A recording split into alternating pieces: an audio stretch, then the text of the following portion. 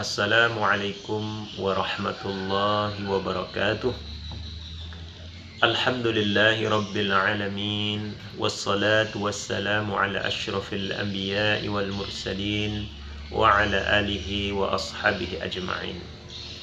Pemirsa dimanapun berada, tema kita hari ini adalah menjadi pribadi yang unggul. Pribadi yang unggul itu apa? Yaitu pribadi yang ingin menjadi yang terbaik dalam segala hal, selalu optimis, pantang menyerah, kemauannya kuat, mentalnya seperti baja, bekerja secara profesional, imannya, kecerdasannya, dan seorang pribadi yang menarik. Kurang lebih seperti itu. Bagaimana menjadi pribadi yang unggul itu?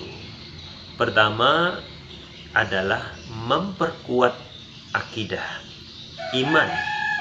Karena tanpa iman, pekerjaan kita tidak ada nilainya di sisi Allah. Iman akan mempermudah proses kerja kita. Iman itu dimanifestasikan di dalam sikap ikhlas, tulus. Iman itu akan membuat kita lebih percaya diri, akan lebih bersemangat, dan membuat kita tidak putus asa, karena putus asa itu bertentangan dengan iman.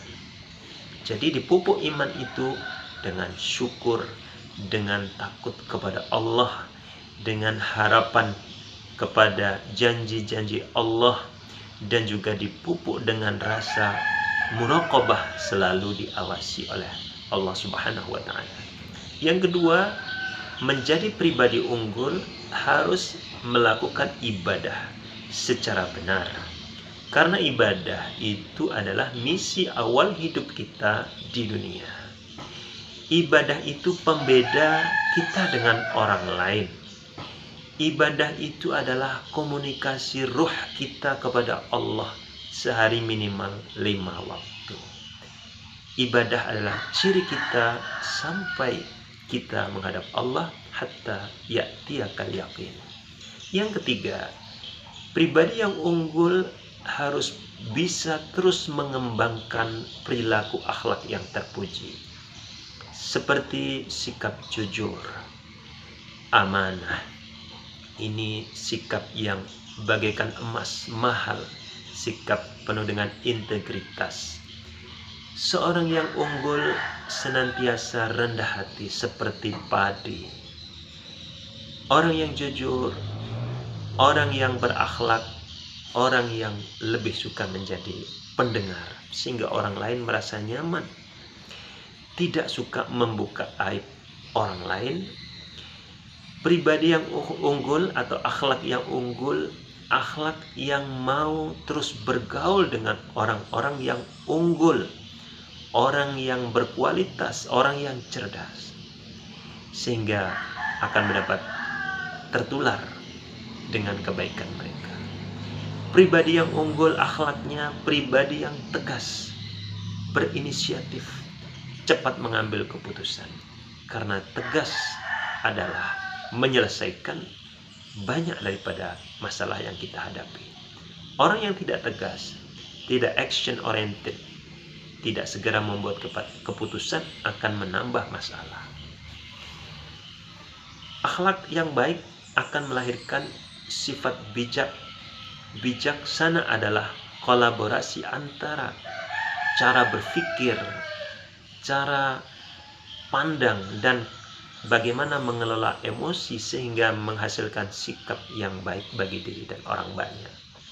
Yang keempat, pribadi yang unggul harus ditopang dengan fisik yang prima. Kita harus sehat, makanan kita harus baik, olahraga kita, pola hidup kita, menghindari rokok dan hal-hal lain yang tidak bermanfaat. Bagaimana orang menjadi unggul kalau badannya tidak sehat?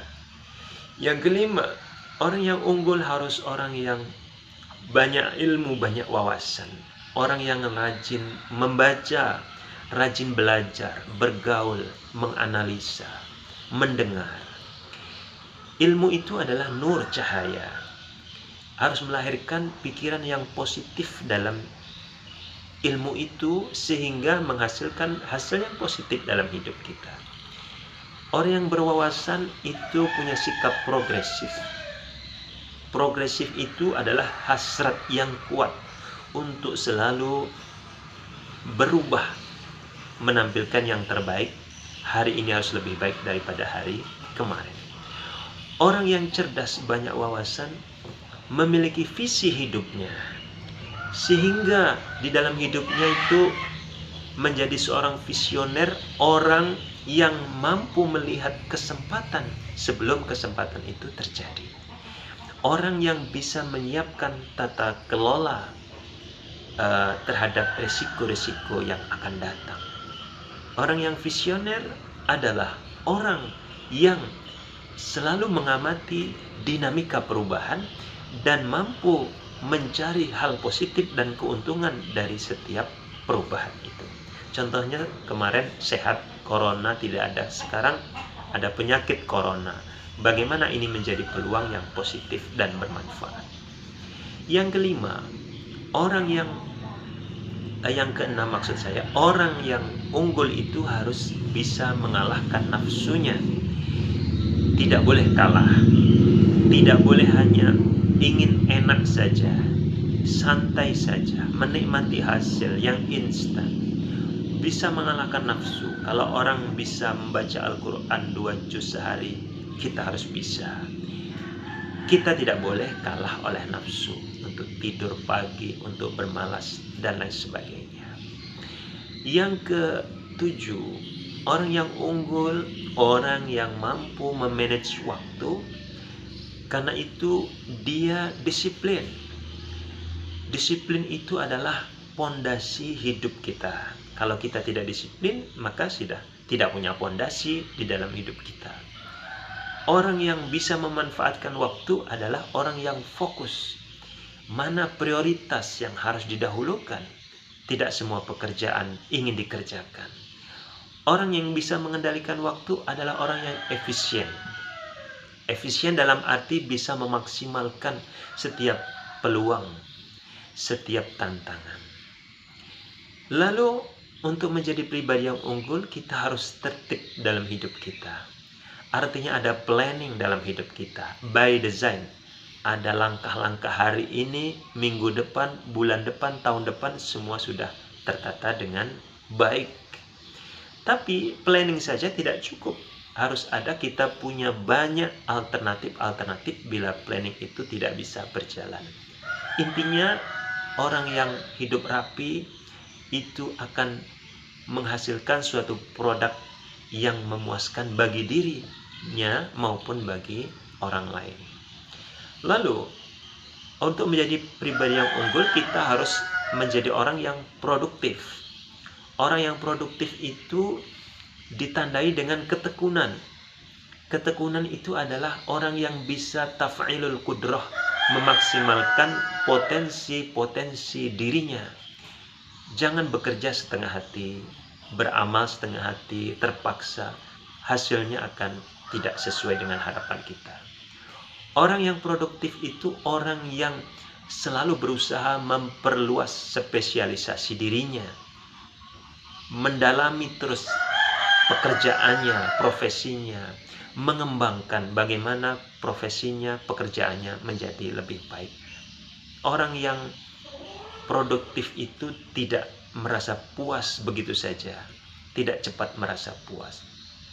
Dan juga orang yang produktif itu orang yang bisa menciptakan pesaing kompetitor di dalam hidupnya. Kompetitor itu nggak nyaman. Hidup ini kalau ada pesaing sebetulnya tidak nyaman. Tetapi adanya pesaing itu baik bagi diri kita. Tentunya pesaing yang berkualitas, yang unggul. Kaum muslimin rahimakumullah. Lalu yang terakhir, untuk menjadi pribadi yang unggul, kita harus selalu berpikir menjadi orang yang bermanfaat bukan hanya untuk diri kita, tetapi bagi orang lain. Bagaimana kita memberikan peluang-peluang kepada orang-orang di sekitar kita, peluang usaha, peluang kesehatan, peluang kebaikan, mengajak orang, memberdayakan orang. Tidak boleh kita soleh sendiri, kaya sendiri, senang sendiri. Bagaimana kita mengajak orang?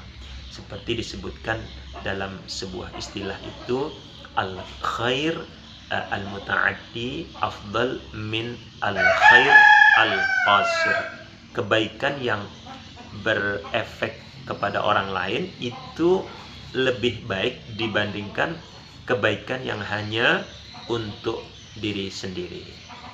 Akhirnya, sebagai penutup, ada sebuah kata hikmah dari Oprah Winfrey yang mengatakan bahwa rumus keberuntungan itu adalah di mana persiapan diri bertemu dengan kesempatan. Demikian yang bisa saya sampaikan. Semoga bermanfaat. Wassalamualaikum warahmatullahi wabarakatuh.